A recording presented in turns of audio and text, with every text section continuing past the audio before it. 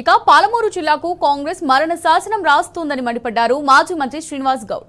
రేవంత్ పాలనలో జిల్లా ప్రాజెక్టుల మనుగడ ప్రశ్నార్థకంగా మారిందన్నారు.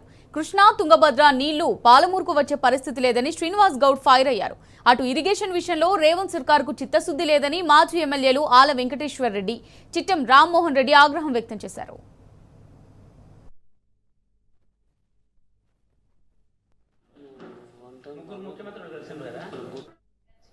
రైతులు చాలా ఆందోళనకు గురవుతా ఉన్నారు.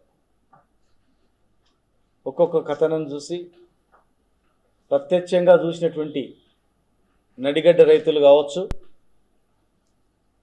పైన ఎగువనున్నటువంటి మక్తల్ ఇతర ప్రాంతాల రైతులు, కృష్ణా పరివాహక ప్రాంతంలో ఉన్నటువంటి అటు కర్ణాటక, ఆంధ్ర, ఇటు తుంగభద్ర కావచ్చు, ఇటు కృష్ణ కావచ్చు, ఆంధ్ర ప్రాంతంలో కర్ణాటకలో జరగడానికి సిద్ధంగా ఉన్నటువంటి బ్యారేజీలు కావచ్చు, రిజర్వాయర్ల ఎత్తు కావచ్చు, అవన్నీ చూస్తూ ఉంటే అవన్నీ అయిపోతే ఇక మనకు పాలమూరు గతి ఏంది? పాలమూరు లిఫ్ట్ ఇరిగేషన్ల నీళ్ళు ఎట్లకించి వస్తాయి? కేఎల్ఐకి నీళ్ళు ఎట్లకించి వస్తాయి? ఇక మన బతుకు తెరువే వ్యవసాయం కదా.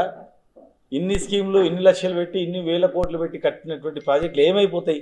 ఫ్యూచర్లో మన పరిస్థితి ఏంటంటే ఆందోళన కలుగుతా ఉంది. ఈ కొడంగల్ లిఫ్ట్ అనేది అట్టర్ ఫ్లాప్ ఉంటుంది. ఎందుకు ఉంటుందంటే ఆయన పైప్ లైన్ ద్వారా నీళ్ళు తీసుకుపోతుంది. అక్కడ భూత్పూర్లో ఎంత 1 TMC నీళ్ళు, ఆ 1 TMC నీళ్ళు నిండితే మాకు 3 మండలాలు వారుతాయి. నర్వా, అమర్చింత, ఆత్మకూరు, తర్వాత మిగతాది ఉంటే నదిలో పోతాయి. కానీ ఇప్పుడు ఆ 7 TMC నీళ్ళు ఎక్కడికి తీసుకుపోతాడు అంటే అట్టర్ ఫ్లాపే కదా. అది ఎక్కడ తీసుకుపోతాడు? దౌలతాబాద్ చెరువులో 90 కిలోమీటర్లు తీసుకొని పోస్తున్నాడు. అక్కడ నుంచి మళ్ళీ గ్రావిటీ అంట. ఇంకెంత బ్లండర్గా మాట్లాడతారంటే, ఒక టీఎంసీలో మేము దాదాపు 12 ఏళ్ళ నుంచి చూస్తున్నాము. ఒక్క టీఎంసీ నీళ్ళకు 10,000 ఎకరాలే వాడుతుంది సార్.